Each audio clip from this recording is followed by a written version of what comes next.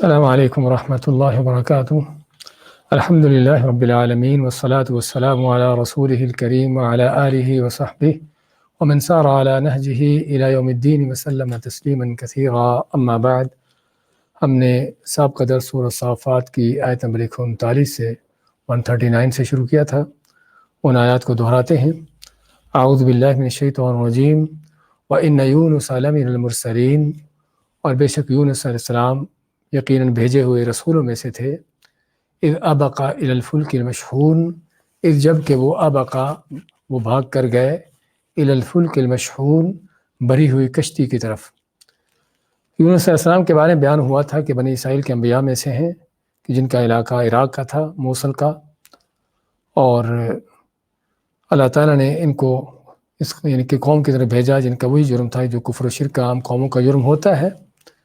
تو قوم کو دعوت دیتے رہے اور قوم آگے سے جھٹلاتی ٹھکراتی رہی، تو حتیٰ کہ اللہ تعالیٰ نے یونس علیہ السلام کو خبر دی قوم کے اوپر عذاب آنے کی، ان کی ہلاکت کی۔ تو یونس علیہ السلام نے قوم کو عذاب کے آنے کی خبر دی اور خود جو ہے اس بستی سے نکل گئے، اللہ تعالیٰ کے حکم کے بغیر ہی، اللہ کی اجازت کے بغیر ہی۔ اور انبیاء کے لیے اجازت نہیں ہوتی کہ جب تک اللہ تعالیٰ ان کو حکم نہ دے اس وقت تک جو ہے اپنی بستی اپنے علاقے کو چھوڑیں۔ تو لیکن اللہ کے حکم کے اجازت کے بغیر ہی اپنی بستی کو چھوڑ کر چلے گئے، سمجھا کہ قوم چونکہ ہلاک ہونے والی ہے اس لیے ان کا نکلنا چاہیے۔ تو یعنی کہ یہ نہیں کہ انہیں اللہ کی نافرمانی کی تھی یا کوئی یعنی کہ ایسی یعنی جان بوجھ کر دانستہ طور پر کوئی ایسی نافرمانی کی یا مخالفت کی، بلکہ کیا ہی کہہ لیجیے کہ جس کو اجتہادی غلطی کہا جاتا ہے وہ چیز تھی۔ تو جس پر اللہ تعالیٰ ناراض ہوا اور اللہ تعالیٰ نے ان کی پکڑ کی، اس لیے ان کو فرمایا کہ ابقا، اور آبق کہتے ہیں اس غلام کو کہ جو اپنے آقا سے بھاگا ہو۔ تو یونس علیہ السلام کا اللہ تعالیٰ کے حکم کے بغیر بستی کو چھوڑنا، اللہ تعالیٰ نے اس کو ایسے قرار دیا ہے جس طرح کہ وہ اپنے آقا سے بھاگے ہوں۔ تو جب نکلتے ہیں بستی سے تو دریا پار کرنے کے لیے کشتی پر سوار ہوتے ہیں جو پہلے سے لوگوں سے بھری ہوئی تھی۔ فَسَاهَمَ فَكَانَ مِنَ الْمُدْحَضِينَ، اب کشتی پر جب سوار ہوتے ہیں اور کشتی آگے چلتی ہے، گہرے پانی میں پہنچتی ہے تو کشتی ڈوبنے لگتی ہے۔ اب کشتی کو بچانے کے لیے ضروری تھا کہ کشتی سے کچھ اس کا بوجھ ہلکا کیا جائے، چاہے وہ لوگوں کے انداز سے ہو یا سامان کے انداز سے۔ اور عام طور پر جو ہوتا ہے کہ پہلے سامان ہلکا کیا جاتا ہے، سامان کو پھینکا جاتا ہے، اور اگر سامان پھینکنے کے باوجود بھی کشتی نہ یعنی کہ بچتی ہو ڈوبتی ہو تو پھر لوگوں کو اس میں سے کچھ کو نکالا جاتا ہے تاکہ باقی لوگ بچ جائے۔ تو یہاں پر بھی سیاق و سباق سے یہ معلوم ہوتا ہے کہ قرعہ ڈالا گیا کہ کون ہے کوئی جو کشتی سے جس کو نکالا جائے، تو قرعہ جو ہے یونس علیہ السلام کا نکلا۔ اس لیے ہمارے فساہمہ، ساہمہ کہ نہیں قرآن اندازی میں شامل ہوئے، قرآن میں شریک ہوئے یا شریک کیا گیا ان کو۔ فکان من المدحضین، پس وہ ہو گئے ہارنے والوں میں سے، یعنی قرعہ میں ہار گئے۔ ہارنے کا معنی کہ قرعہ ان کے نام کا نکلا کہ جو ان کو کشتی سے نکالا جائے۔ فالتقمہ الحوت وہو ملیم، اب کشتی سے جب وہ چھلانگ لگاتے ہیں تو اللہ تعالیٰ نے پہلے سے مچھلی کو تیار کیا ہوا تھا، بڑی مچھلی حوت، کہ جو ان کو نگلے۔ فالتقمہ، تو ان کو نگل لیا الحوت ایک بڑی مچھلی نے، وہو ملیم، اور یونس علیہ السلام اس حال میں تھے کہ وہ ملامت کے حقدار تھے، یعنی واقعی ہی اللہ کی حکم کے بغیر ان کے بستی کو چھوڑ کے نکلنا ایسی غلطی تھی کہ جس پر ان کی ملامت تھی۔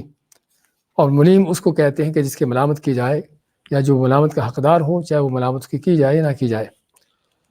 اب مچھلی کے پیٹ میں چلے جاتے ہیں تو کیا ہوتا ہے، فلولا انہ کان من المسبحین،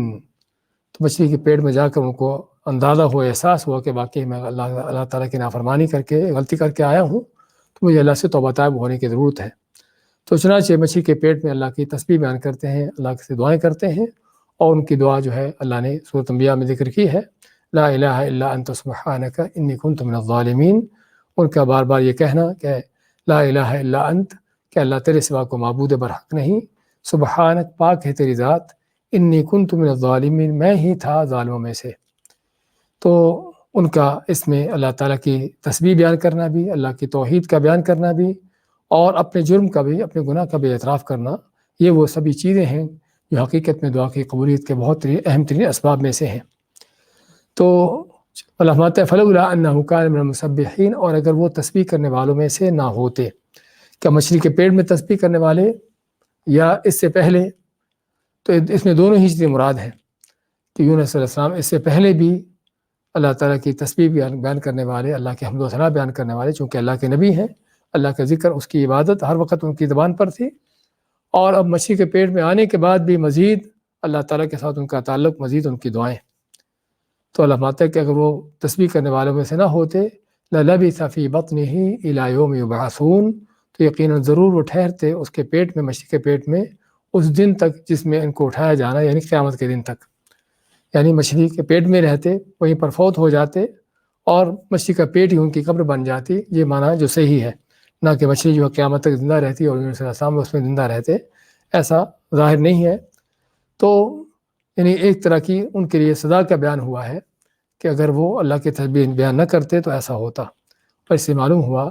کہ انسان کو مشکلات، مصیبتوں سے نکلنے کے لیے اللہ کے ساتھ تعلق جوڑنے کی ضرورت ہوتی ہے۔ جس کا انسان کا تعلق اللہ کے ساتھ مضبوط ہوتا ہے، اسی کا اللہ تعالیٰ اس کے لیے آسانیاں فرماتا ہے، اس کو مشکلات سے بچاتا ہے اور نکالتا ہے۔ اور اس میں اس بات کی تنبیہ بھی ہے کہ انسان اگر آسانی کے اوقات میں اللہ تعالیٰ کو یاد رکھتا ہے تو اللہ تعالیٰ شدت کے وقت میں پھر اس کو یاد کرتا ہے اور اس کے لیے آسانیاں کرتا ہے، جس سے کہ آپ کا فرمان ہے تعارف علی اللہ فی الرخاء یعرفک فی شدہ، کہ اللہ تعالیٰ سے آسانی کے اوقات میں اس کو پہچانتے رہو، اللہ سے تعلق قائم رکھو، تو اللہ تعالیٰ تم کو پھر مشکل اوقات میں تمہیں پہچانے گا، یا تمہاری کہ آسانی کرے گا۔ فَنَبَذْنَاهُ بِالْعَرَاءِ وَهُوَ سَقِيمٌ، فرمایا کہ ہم نے اس کو پھینکا، یعنی مچھلی کے پیٹ سے نکالا، کہاں پر؟ بالعراء، عراء مانی چٹیل میدان، کہ جہاں پر کوئی پودا، درخت، کوئی ایسی چیز نہ ہو کہ جس سے سایہ ہو۔ وَهُوَ سَقِيم، جبکہ وہ بیمار تھے۔ اب ظاہر بات مچھلی کے پیٹ میں ایک عرصہ تک رہنے کے بعد اب کتنے دن رہے اس کو اللہ تعالیٰ بہتر جانتا ہے، تو جتنے دن بھی رہے ہوں، ایک عرصہ ان کو گزرا مچھلی کے پیٹ میں، تو اس میں ظاہر بات ہے ان کا جسم بھی کافی حد تک نرم، یعنی کہ نازک ہو گیا، اور روشنی، ہوا، اس طرح کی چیزوں سے دور، اور مچھلی کے پیٹ کے اندر ظاہری بات ہے ایک خاص ماحول، اس میں انسان تصور کر سکتا ہے کہ انسان کو کیا کیا بیماریاں اور اس طرح کی چیزیں لاحق ہو سکتی ہیں۔ تو مچھلی کے پیٹ سے جب نکلے تو بیمار تھے، تو اللہ تعالیٰ نے ان کے لیے پھر کیا انتظام کیا؟ سائے کا انتظام کرنے کے لیے بھی، اور ان کی خوراک کا انتظام کرنے کے لیے فرماتا اللہ تعالیٰ وَأَنبَتْنَا عَلَيْهِ شَجَرَةً مِّن يَقْطِينٍ، کہ ہم نے ان کے اوپر اگا دیا ایسا درخت جو یقطین کا ہو۔ تو اس کے دو معنی کیے گئے ہیں، ایسا درخت جو یقطین کا ہو، یا یقطین اس درخت کو کہتے ہیں کہ جو بغیر تنے کے ہو، دونوں معنی کیا گیا ہے۔ یقطین کو جو ہے، جو میٹھا کدو ہوتا ہے، حلوہ کدو جس کو بولتے ہیں، اس کو بھی یقطین کا نام دیتے ہیں۔ تو اگر ہم یہ کہیں کہ اس کے اوپر درخت اگایا جس میں جو یقطین کا، یعنی کہ میٹھے کدو کا، یا وہ درخت اگایا جو بیل نما ہوتی ہے، بیل دار ہوتی ہے، جس میں کوئی تنا نہیں ہوتا، اور دونوں ہی چیزیں مراد ہیں یہاں پر، اللہ عالم، کہ یہ یقطین یعنی کہ پیٹھے کدو کی وہ بیل تھی کہ جس میں یونس علیہ السلام کے لیے کھانے کا بھی انتظام ہو گیا، اور ساتھ جو ہے بیل کی وجہ سے اس کا ان کو سایہ بھی حاصل ہو گیا۔ وَأَرْسَلْنَاهُ إِلَىٰ مِائَةِ أَلْفٍ أَوْ يَزِيدُونَ، اور ہم نے بھیجا تھا ان کو 1,00,000 یا اس سے زیادہ لوگوں کی طرف۔ فَآمَنُوا فَمَتَّعْنَاهُمْ إِلَىٰ حِينٍ، پس وہ سبھی ایمان لے آئے، یا ایمان لے آئے وہ، اور ہم نے ان کو مہلت دی، ان کو فائدہ دیا ایک وقت تک۔ تو ان کو 1,00,000 کی طرح، یعنی بستی کی طرح بھیجا گیا تھا، ان کی تعداد، ان کی آبادی 1,00,000 تھی یا اس سے زیادہ۔ اور یا کا معنی یہاں پر او کا معنی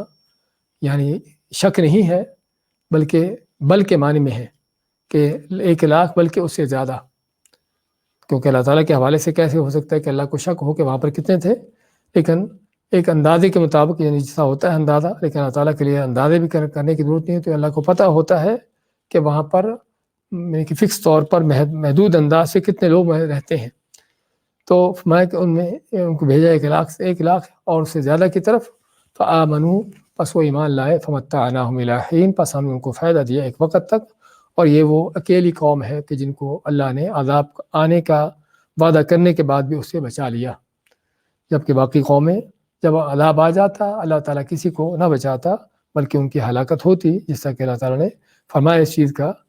کہ قوموں کو جب جو ہے اللہ تعالیٰ ان کے اوپر عذاب بھیجتا رہا ہے، تو فلولا كانت قرية آمنت فنفعها إيمانها إلا قوم يونس، کہ نہیں تھی کوئی بستی کہ جن کا ایمان لانا عذاب آنے کے بعد یا عذاب کے وعدہ ہونے کے بعد ان کا ایمان کام آتا، سوائے قوم یونس کے، کہ جب ان کے عذاب کا وعدہ ان پر آیا تو اللہ تعالیٰ نے ان کی توبہ کو قبول کیا، اور جو ہے یعنی کہ ان کے ایمان لانے پر جو ہے ان کی عذاب سے ان کو بچا لیا۔ تو فرمایا فآمنوا پس وہ ایمان لائے فمتعناہم الی حین پس ہم نے ان کو فائدہ دیا ایک وقت تک۔ تو یہ تھا ہمارا سابقہ درس، اس کے بعد کی آیاتیں لیتے ہیں۔ اعوذ باللہ من الشیطان الرجیم فاستفتہم ألربك البنات ولهم البنون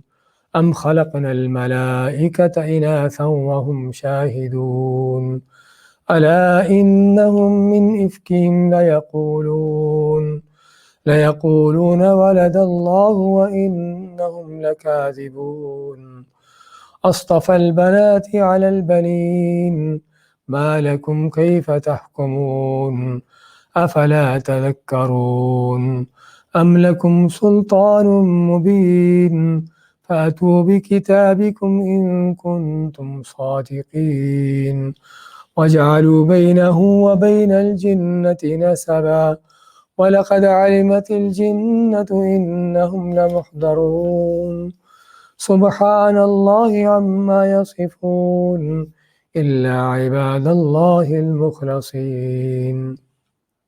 فإنكم وما تعبدون ما أنتم عليه بفاتنين إلا من هو صال الجحيم وما منا إلا له مقام معلوم وإنا لنحن الصافون وإنا لنحن المسبحون۔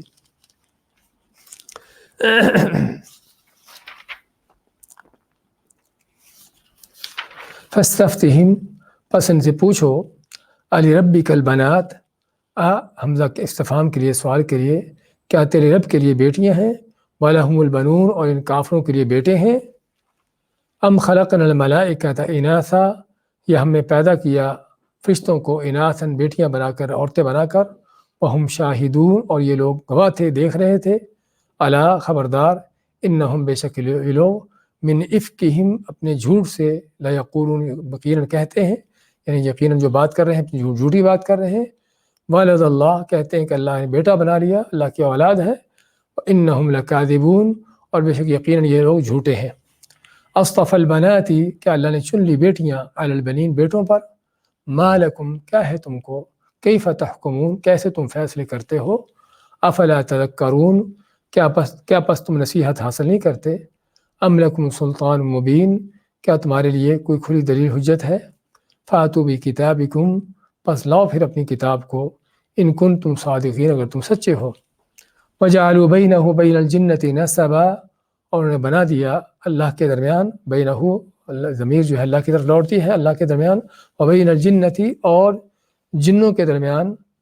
رشتہ بنا دیا، یا فرشتوں کے درمیان رشتہ بنا دیا، جس طرح کہ تفسیر کریں گے۔ وَلَقَدْ عَلِمَتِ الْجِنَّةُ اور یقیناً جان لیا تھا جنوں نے، اِنَّهُمْ لَمُحْضَرُونَ کہ بے شک وہ ضرور حاضر کیے جانے والوں میں سے ہیں۔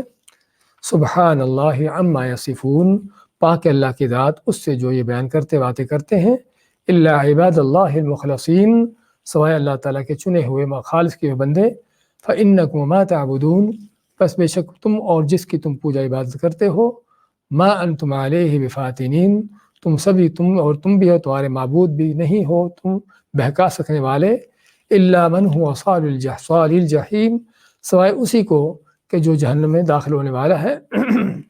وما منا الا له مقام معلوم اور نہیں ہم میں سے کوئی بھی مگر اس کا ایک معلوم شدہ مقرر شدہ اس کی جگہ ہے، اس کا مقام ہے۔ وَإِنَّا لَنَحْنُ الصَّافُونَ اور بے شک یقیناً ہم ہی ہیں صفے باندھنے والے۔ وَإِنَّا لَنَحْنُ الْمُسَبِّحُونَ اور بے شک ہم ہی ہیں یقیناً تسبیح بیان کرنے والے۔ سورۃ صافات کی آیت نمبر 149 سے 166 تک کی تلاوت اور ترجمہ پیش کیا گیا ہے۔ اللہ تعالیٰ فاستفتہم لربک البنات ولہم البنون فاستفتہم پس پوچھو ان سے، استفتاء فتویٰ سے، فتویٰ کے معنی سوال پوچھنا، تو پوچھو ان سے لربک البنات کیا تیرے رب کی بیٹیاں ہیں، ولہم البنون اور ان کے بیٹے ہیں۔ یعنی کیا مقصد جو کافروں کے حوالے سے، تو یہاں پر سورت کا موضوع پھر سے اسی طرف لوٹتا ہے جس سے سورت کا آغاز ہوا تھا، اور سورت کے آغاز میں ہم پڑھ چکے تھے فرشتوں کے حوالے سے اللہ نے ذکر کیا والصافات صفا فالزاجرات زجرا، یہ فرشتوں کی صفات اللہ نے بیان کی تھی، تو ان کے حوالے سے اللہ نے بیان کیا تھا، تو اور بیان کیا تھا کیا ان فرشتوں کی پیدائش جو ہے زیادہ مشکل ہے یا تمہاری؟ اس میں کیا تھا، کافروں کے ایک عقیدے کا رد کیا گیا تھا، اور وہ ہے مرنے کے بعد دوبارہ اٹھنے کا عقیدہ۔ تو ہم ہمیشہ ذکر کرتے چلے آئے ہیں کہ کافروں کے ہاں تین بڑی چیزیں تھیں جو ان کے ہاں سب سے بڑی گمراہی کا ذریعہ تھیں، ایک اللہ تعالیٰ کے ساتھ شرک، دوسرا آخرت کا انکار، اور تیسرا اللہ کے نبیوں کا ان کو ٹھکرانا، ان کو جھٹلانا۔ اس وجہ سے کہ وہ چونکہ بشر ہیں، انسان ہیں، اس لیے کیسے نبی ہو سکتے ہیں؟ آخرت کو جھٹلانا کہ مر کے مٹی بن کے کیسے دوبارہ زندہ ہوں گے، اور اللہ کے ساتھ شرک کہ اللہ نے کو اپنے چہتے بنا رکھے ہیں کہ جو اللہ کے ساتھ شریک ہیں، کہ جو اللہ کے ساتھ کی چیزوں کو کرنے والے ہیں، کام کرنے والے ہیں۔ تو بات کر رہے تھے کہ تین بڑے گمراہ کن عقیدے ہیں جو کافروں کے رہے ہیں۔ تو چنانچہ سورت کا آغاز جو ہے وہ آخرت کے انکار کے ساتھ اس عقیدے سے کیا گیا تھا، اور وہاں پر اللہ تعالیٰ نے دلائل کے ساتھ واضح کیا کہ کس طرح جو ہے اللہ تعالیٰ جو تم کو پہلی بار پیدا کرنے پر قادر ہے، کس طرح اللہ تعالیٰ جو اتنی بڑی مخلوقات کو، فرشتوں کو، آسمان و زمین کو بنانے پر قادر ہے، وہ تم کو بھی پیدا کر سکتا ہے۔ اسے مایا وہاں پر فاستفتہم اہم اشد خلقا ام من خلقنا انا خلقناہم من طین لازب، وہاں پر بھی اسی لفظ سے، اسی سوال کے لفظ سے وہاں پر بیان ہوا تھا کہ ان سے سوال کرو، ان کافروں سے، کہ اہم اشد خلقا، کہ فرشتے جن کو ہم نے پیدا کیا ہے یہ زیادہ مشکل ہے اپنی پیدائش میں، ام من خلقنا، یہ جن کو ہم نے پیدا کیا ہے، انا خلقناہم من طین لازب، بے شک ہم انسانوں کو پیدا کیا ہے وہ چپکنے والی مٹی سے۔ یعنی فرشتے جو اتنی بڑی بڑی قد و قامت کے، اتنی بڑی بڑی ان کے جسامتیں ہیں،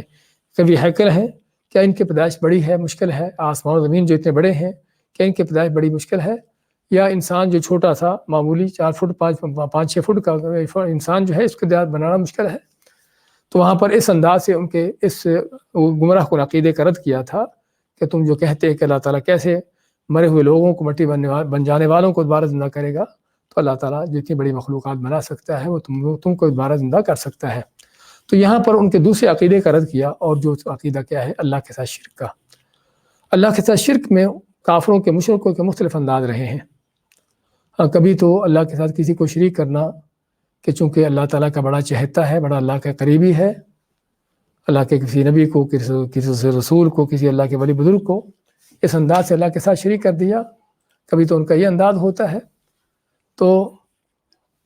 اس طریقے سے کبھی، اور کبھی جو ہے کیا ہے کہ اللہ اپنی طرف سے ہی مفروضے گھڑ لیے، کسی کو اللہ تعالیٰ کا خاص کوئی یعنی کہ بنا دیا، اللہ کا بیٹا بیٹی بنا دیا، جس طرح کہ عیسائیوں نے عیسیٰ علیہ السلام کو، یہودیوں نے عزیر علیہ السلام کو اللہ کے بیٹے بنا دیا، تو کافر مشرکوں نے فرشتوں کو اللہ کی بیٹیاں بنا دیا۔ اب اللہ کے بیٹے بیٹیاں بنانے کے بعد اگلا کام کیا ہوتا؟ اگلا کام یہ ہوتا کہ چونکہ یہ اللہ کا بیٹا، یہ بیٹی ہے، تو اس کا اللہ کے ساتھ بڑا گہرا تعلق ہے، اللہ کی چونکہ اولاد ہے، اللہ کے ساتھ اس کی بڑی نسبت ہے،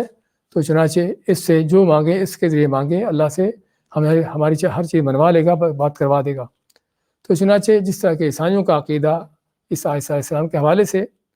کہ اللہ کے ساتھ شرک کرنے کا، اللہ کے ساتھ ان کو شریک کرنے کا، ان کو بیٹا بنا کر،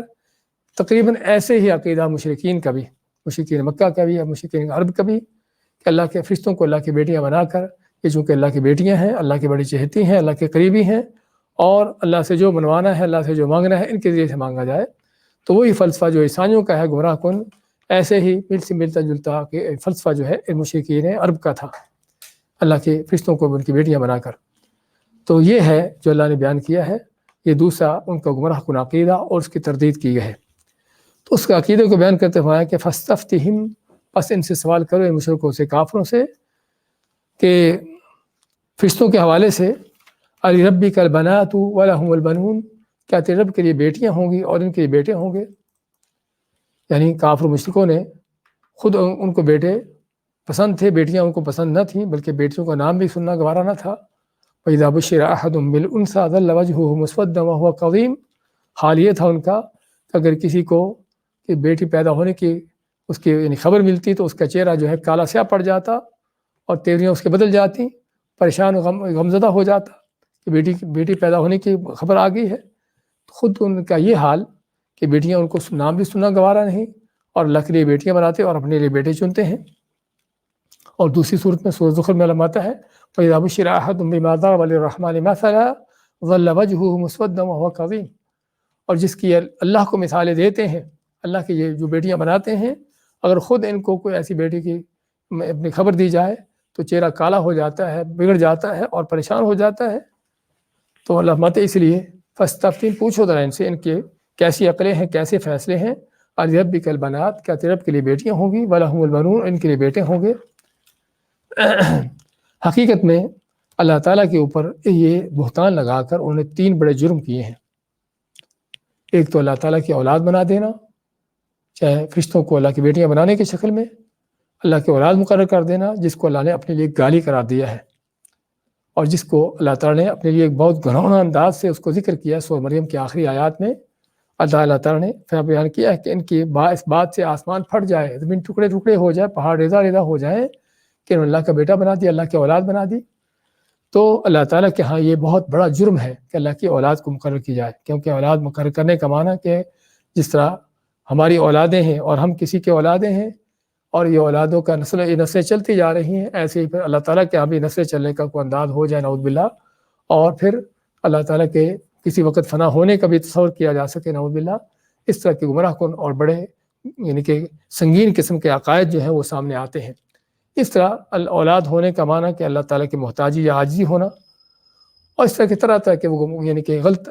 فلسفے جو اولاد کے پیچھے سمجھے جاتے ہیں، اللہ تعالیٰ کے حوالے سے بھی مشرکین کافروں نے یہ قائم کر رکھے تھے۔ تو اسی ایک تو پہلا جرم تو انہوں نے یہ کیا کہ فرشتوں کو اللہ کی اولاد بنا دیا، اللہ کی بیٹیاں بنا دیا۔ دوسرا کہ جو ان کو بیٹیاں بنانے کا انداز کہ خود بیٹیاں ان کو پسند نہیں ہیں، بیٹی کو نام نہیں سننا چاہتے، خود اپنے لیے بیٹے اختیار کرتے ہیں اور اللہ کی بیٹیاں بنا دی، کیسی علامات تلک اذن قسمت دیزا۔ سورہ نجم فرماتا اللہ تعالیٰ کہ یہ تو تمہاری بڑی یعنی کہ بڑی جو ہے ناانصافی کی تقسیم ہے۔ اور تیسرا بڑا کہ فرشتوں کو جو ہے وہ بیٹیاں بنا کر ان کو مؤنث قرار دے دیا، اور یہ غیبی تکا چلا دیا کہ جس کی کوئی حقیقت نہیں، حالانکہ فرشتے جو ہے وہ مذکر مؤنث ہونے سے، میل فیمیل ہونے سے ان چیزوں سے بالا تر ہے، یعنی ان میں نہ کوئی نر ہے نہ کوئی مادہ ہے، نہ اس میں کوئی مرد ہے نہ کوئی عورت ہے، نہ کوئی خاوند ہے نہ کوئی بیوی ہے، اور اس لیے فرشتوں کے آگے کوئی نسلیں نہیں چلتی، نہ ان سے کوئی تجانس ہے، نہ کوئی توالد ہے، اور نہ کوئی اس طرح کی چیزیں ہیں، اور نہ ہی ان کی افزائش نسل ہے، بلکہ اللہ نے جس رشتے کو جب سے بنا رکھا ہے وہ اسی طرح سے ہے، اس کے آگے نہ کوئی نسل ہے نہ کوئی دوسری چیز ہے۔ تو اس لیے یہ ان کا بڑا جرم کہ فرشتوں کے جن کے آگے کوئی یعنی کہ ایسی کوئی نسلیں چلنے کا معاملات ہی نہیں ہے، جن کے اندر توالد کو مسئلہ نہیں ہے، مذکر مؤنث کے ان کے اندر کی تقسیم ہی نہیں ہے، اپنے غیبی تکے چلا کے ان کو جو مؤنث بنا دیا۔ یہ 3 بڑے ان کے جرم اس چیز میں کہ فرشتوں کو بیٹیاں بنانے میں۔ تو ان سے پوچھو ذرا کیا تیرے رب کے لیے بیٹیاں ہوں گی اور ان کے لیے بیٹے ہوں گے، کیسی تقسیم ان کی اور کیسی باتیں کر رہے ہیں۔ ام خلقنا الملائکۃ اناثا وهم شاہدون، یا کہ ہم نے پیدا کیا فرشتوں کو اناثاً، عورتوں کی شکل میں، اناث جمع انثیٰ کی یا انثیٰ سے، کہ ہم نے ان کو اناث بنایا یعنی انثیٰ بنایا، یعنی ان کو عورت بنایا، ان کو فیمیل بنایا، وہم شاہدون، اور یہ لوگ دیکھ رہے تھے کہ اللہ تعالیٰ نے اس کو جو ہے وہ فیمیل بنا دیا ہے، اس کو عورت بنا دیا ہے، یعنی ان کی آنکھوں کے سامنے اللہ نے فرشتوں کو بنایا ہو، ان کی فرشتوں کی پیدائش ان کی آنکھوں کے سامنے ہوئی ہو، اور یہ دیکھ رہے ہوں کہ واقعی فرشتے جو ہیں وہ عورتیں ہیں، فیمیل ہیں، انثیٰ ہیں۔ ایسی بات کوئی نہیں، کوئی مشاہدے کی بات بھی کوئی نہیں، دیکھا ہی نہیں انہوں نے۔ اور دوسری آیت میں اللہ فرماتا ہے وَجَعَلُوا الْمَلَائِكَةَ الَّذِينَ هُمْ عِبَادُ الرَّحْمَنِ إِنَاثًا أَشَهِدُوا خَلْقَهُمْ سَتُكْتَبُ شَهَادَتُهُمْ وَهُمْ يُسْأَلُونَ۔ سورہ زخرف میں اللہ فرماتا ہے کہ فرشتوں کو انہیں اللہ کی بیٹیاں بنا دیا جو کہ اللہ کے بندے ہیں حقیقت میں۔ أَشَهِدُوا خَلْقَهُمْ، کیا انہوں نے ان کی تخلیق دیکھی، ان کو پیدا ہوتے دیکھا ہے؟ اگر جو بھی ہے ان کی یہ گواہی، اللہ فرماتا ہے سَتُكْتَبُ شَهَادَتُهُمْ، ان کی اس گواہی کو لکھا جائے گا۔ یعنی کوئی بھی اللہ کے کسی بندے کو کوئی خاص نام دیتا ہے، کوئی کسی فرشتوں کو بیٹی کہہ دیا، کسی اللہ کے بندے کو بیٹا بنا دیا، کوئی اور اس طرح کی چیز کر دی، تو یہ ان کے غلط قسم کے، ان کے انداز، ان کے گمراہ کن قسم کے یہ انداز اللہ فرماتے کہ لکھے جا رہے ہیں۔ اور بلکہ یہاں پر بعض علماء نے تو یہ بھی تنبیہ کی ہے کہ اگر کوئی آدمی کسی بھی مخلوق کے بارے میں کوئی ایسی چیز اس کو کہتا ہے جو وہ نہیں ہے، تو وہ اللہ کے ہاں لکھی جا رہی ہے، اور قیامت کے دن اس سے پوچھا جائے گا، اس گواہی کے بارے میں پوچھا جائے گا کہ تم نے اس بارے میں یہ گواہی دی تھی کہ یہ چیز ایسی ہے، بتاؤ ذرا کہ یہ چیز ایسی کیوں ہے، کہاں سے ہے۔ تو اس لیے فرمایا وَيُسْأَلُونَ، ان سے سوال ہوگا، باقاعدہ ان کی گواہیاں لکھی جا رہی ہیں، ان کو سوال ہوگا کہ جو کہتے ہیں کہ فرشتے اللہ کی بیٹیاں ہیں۔ تو یہاں فرمایا کہ ام خلقنا الملائکۃ اناثا، کہ ہم نے پیدا کیا تھا فرشتوں کو اناث، عورتوں کی شکل میں، وہم شاہدون، اور یہ دیکھ رہے تھے،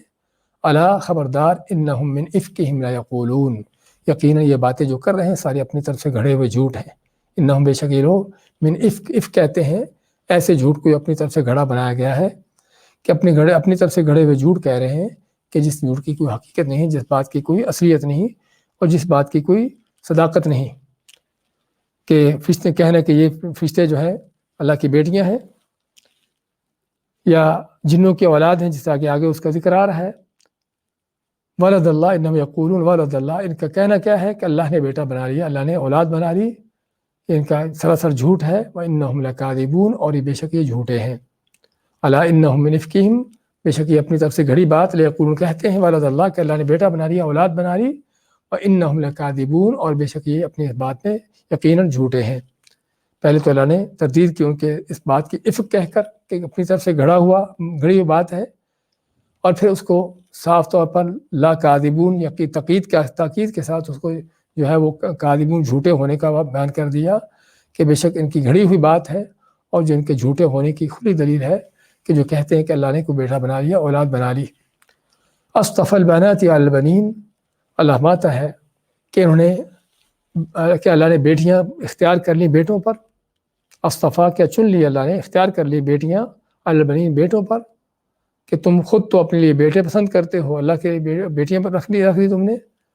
اپنے تم کو خود بیٹی کا نام سننا گوارا نہیں ہوتا، اور اللہ کے لیے بیٹیاں بنا دی۔ اصطفیٰ بنا دی، اور اصل جو ہے اصطفیٰ، اس سے پہلے ایک اور حمزہ استفہام ہے، لیکن دونوں حمزوں کو ملا کر یہ وصلی حمزے کو حذف کر دیا گیا، اور جو قطع حمزہ اس کو باقی رکھ دیا گیا۔ تو میں کہ اصطفیٰ، کیا اللہ نے چن لیا البنات، بیٹیوں کو، البنین، بیٹوں پر، ما لکم کیف تحکمون، کیا وجہ ہے کہ تم کیسی باتیں کرتے ہو، کیسے فیصلے کرتے ہو، کیسے تکے چلاتے ہو، ما لکم، کیا ہے تم کو، کیف تحکمون، کیسے تم حکم دیتے، کیسی باتیں کرتے چلاتے ہو، افلا تذکرون، کیا پس تم نصیحت نہیں پاتے۔ کیا مانا کہ تم کو اللہ تعالیٰ کی اپنی طرف سے بیٹیاں بناتے ہوئے، اتنا بڑا جھوٹ کہتے ہوئے، کیا تم کو کچھ شرم نہیں آتی، کیا تم کو اللہ کا ڈر خوف نہیں آتا، کوئی عقل کی بات نہیں کرتے، تو عقل سے کام نہیں لیتے کہ کیسی بات تم کر رہے ہو کہ جس کا تم کو پتہ بھی نہیں ہے، جس حقیقت کو تم جانتے بھی نہیں ہو۔ تو اور پھر یہ بھی کہ اگر تم کو اللہ کی اولاد بنانا ہی تھی تو بیٹیاں کو بنائی جو تم کو خود کو ناپسند ہے۔ دوسری آیت میں لامات یجعلون للہ بنات سبحانہ ولہم ما یشتہون، کہ اللہ کے لیے بیٹیاں بناتے ہیں، اللہ پاک ہے اس چیز سے کہ اس کی کوئی اولاد ہو، ولہم ما یشتہون، اور خود جو ہے وہ جو تمنا کرتے ہیں، جو چاہتے ہیں ان کو وہ ملنا چاہیے، یعنی بیٹے ملنا چاہیے۔ تو اس طرح کی آیات میں اللہ تعالیٰ نے ان کافروں کا رد کیا ہے، تردید کی ہے کہ اللہ تعالیٰ کی نہ کوئی اولاد ہے، اور نہ اللہ تعالیٰ کی اولاد ہونا اس کے لائق ہے، نہ بیٹے نہ بیٹیاں، جائے کہ بیٹیاں بنا کر مزید جو ہے اللہ تعالیٰ کو اس کو گرایا جائے، اللہ کی توہین کرنے کی کوشش کی، یعنی کافروں کا اللہ تعالیٰ کی بیٹیاں بنانا، اور خود بیٹے اختیار کرنا، جیسے کہ ان کا کہنا ہو کہ ہم اللہ سے بڑھ کر ہیں، ہمارے اختیارات اللہ سے زیادہ ہیں، یا ہم اللہ سے زیادہ عزت والے ہیں کہ ہمیں بیٹے ہونے چاہیے ہمارے لیے، اور اللہ تعالیٰ کو ہمارے سامنے کوئی عزت نہیں کہ جس کی بیٹیاں ہو جائیں۔ اگرچہ اسلامی نقطہ نظر سے تو بیٹی کے اندر عزت یا ذلت کا ہونے کا کوئی تصور نہیں ہے، لیکن ہم کافروں کے اس جاہلانہ تصور کے مطابق بات کر رہے ہیں کہ جو ان کے ہاں تھے، کہ بیٹی کا ہونا ان کے لیے ذلت رسوائی کا سبب تھا، اور بیٹی کا رکھنا ان کے لیے ایک عار سمجھی جاتی تھی، اور بیٹا ہونا ان کے لیے عزت اور شرف سمجھا جاتا تھا۔ تو کس طرح تم نے اللہ کے لیے ذلت اور رسوائی کا مقام اختیار کر لیا، اور خود اپنے آپ کو بڑے معزز بنا لیا۔ تم کو کوئی عقل نہیں ہے، کیا ما لکم کیف تحکمون، کیا ہے تم کو، کیسے تم فیصلے کرتے ہو، کیسی باتیں کرتے ہو۔ افلا تذکرون، کیا تم کو کوئی نصیحت نہیں آتی، اللہ کا ڈر خوف نہیں آتا کہ اللہ کے اوپر اتنے بڑے بہتان لگا کر، اتنے بڑے شرک اور کفر کی باتیں کر کے تم اللہ کے عذاب سے کیا بچ سکو گے؟ تم کو اللہ کا ڈر خوف کرنا چاہیے۔ ام لکم سلطان مبین، کیا تمہارے پاس کوئی کھلی دلیل حجت ہے؟ فاتوا بکتابکم ان کنتم صادقین، اگر تمہارے پاس کوئی ایسی کھلی دلیل حجت ہے تو پھر ہمیں لا کر دکھاؤ اگر تم سچے ہو۔ یہاں پر اسی ضمن میں ایک دوسری چیز کا بیان ہوا۔ پہلے اللہ نے یہ فرمایا تھا کہ ام خلقنا الملائکۃ اناثا وہم شاہدون، آیت نمبر 150 میں فرمایا کہ ہم نے پیدا کیا تھا فرشتوں کو اناث میں، یعنی کہ عورتوں کی شکل میں، اور یہ دیکھ رہے تھے۔ اور یہاں فرمایا کہ ام لکم سلطان مبین، کیا تمہارے پاس کھلی دلیل حجت ہے۔ حقیقت بات یہ ہے کہ آدمی جب بھی کوئی چیز ثابت کرتا ہے، کوئی دعویٰ کرتا ہے، تو دعوے کو ثابت کرنے کے لیے دو چیزیں ہوتی ہیں، یا تو کوئی گواہی پیش کرتا ہے، عینی شہادت، جس نے آنکھوں سے کوئی چیز دیکھی ہو کہ یہ چیز ایسے میں اپنی آنکھوں سے دیکھی ہے، اس کو گواہ کا نام دیا جاتا ہے، عینی شہادت پیش کرتا ہے۔ اور یا پھر اس کے پاس کوئی دلیل ہوتی ہے، یعنی قرآن و سنت سے، اللہ کی طرف سے وحی سے کوئی دلیل ہو، کوئی یعنی شہادت تو پیش نہ کر سکا لیکن وحی سے اس کے پاس کوئی دلیل ہے کہ یہ بات ایسے ہے، یہ چیز ایسے ہے، تو اللہ تعالیٰ نے پہلے تو ان کے عینی شاہد ہونے کا رد کیا کہ ایسی کوئی بات نہیں، تمہاری آنکھوں کے سامنے کوئی ایسی چیز ہوئی نہیں اور نہ تم نے دیکھی ہے۔ اور دوسری جو چیز ہے گواہی کو ثابت کرنے یا دعوے کو ثابت کرنے کے لیے، وہ کیا ہے؟ وہ ہے کوئی دلیل ہونا، نقلی دلیل، یا کوئی نقلی دلیل ہو کہ جو آسمان سے کوئی وحی ہو، کسی کتاب میں، کسی نبی کی تعلیم میں ایسی کوئی چیز ہو تو وہ لا کر دکھاؤ۔ میں ام لکم سلطان مبین، تو سلطان مبین سے مراد میں کھلی حجت، یعنی کوئی آسمانی وحی، کوئی لکھی ہوئی بات۔ فاتوا بکتابکم ان کنتم صادقین، اگر تمہارے پاس کوئی لکھی ہوئی بات ہے، کوئی آسمانی حجت ہے، کسی کتاب میں تمہارے پاس اس بات کا بیان ہے کہ واقعی اللہ نے فرشتوں کو بیٹیاں بنایا ہے، فرشتوں کو عورتیں بنایا ہے، فرشتوں کو اناث بنایا ہے، اگر تمہارے پاس کوئی ایسے حقائق بھی ہیں کسی کتاب میں لکھے ہوئے تو وہ بھی لا کر دکھاؤ۔ تو جب نہ تم نے اپنی آنکھوں سے دیکھا ہے اور نہ تمہارے پاس کوئی آسمانی وحی کی کوئی دلیل ہے، تو پھر تمہیں کہاں سے تکے چلا دیے کہ فرشتے جو اللہ کی بیٹیاں ہوتی ہیں؟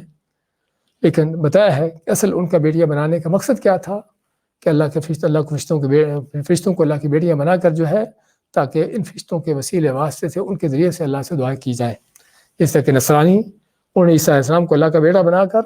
انہی کو اللہ بنا دیا اور ساری حاجتیں، مشکلات، سارے معاملات انہی کے سامنے رکھ دیے، ایسے ہی مشرکین عرب نے بھی فرشتوں کو اللہ کی بیٹیاں بنا کر جو ان کی حاجتیں ہوتی ہیں، جو ضرورتیں ہوتی ہیں، ان فرشتوں کے سامنے رکھتے، اور باقاعدہ انہوں نے فرشتوں کے جو ہے ڈھانچے، شکلیں بھی اور ان کے بت بھی بنائے ہوئے تھے، ایک فردی طور پر کہ فرشتہ کیسا ہو سکتا ہے، ذہن میں تصور کر لیا اور اس کا جو ہے ڈھانچہ بنا دیا، اس کا بت بنا دیا جس کی پوجا ہوتی تھی باقاعدہ۔ تو فرمایا کہ نہ تو تمہارے پاس کوئی یعنی کہ گواہی ہے دیکھی جانے والی، اور نہ ہی کوئی آسمانی کی دلیل ہے کتاب و سنت سے کہ تم کو پتہ چلے کہ واقعی یہ فرشتے جو ہیں اللہ کی بیٹیاں ہیں۔ تو اس میں ام لکم سلطان مبین، کیا تمہارے پاس کوئی کھلی واضح حجت دلیل ہے؟ فاتوا بکتابکم، اگر ایسی چیز ہے تو لاؤ پھر دکھاؤ اپنی کتاب کو، ان کنتم صادقین، اگر تم سچے ہو اپنے اس دعوے میں کہ فرشتے جو ہے اللہ کی بیٹیاں ہیں۔ اس پر اکتفا کرتے ہیں، دوبارہ دیکھیں آج کیا تو فاستفتہم، پس ان سے سوال کرو، پوچھو، الربک البنات، کیا تیرے رب کے لیے بیٹیاں ہیں، ولہم البنون، اور ان کے لیے خود کے لیے بیٹے ہیں، ام خلقنا الملائکۃ اناثا،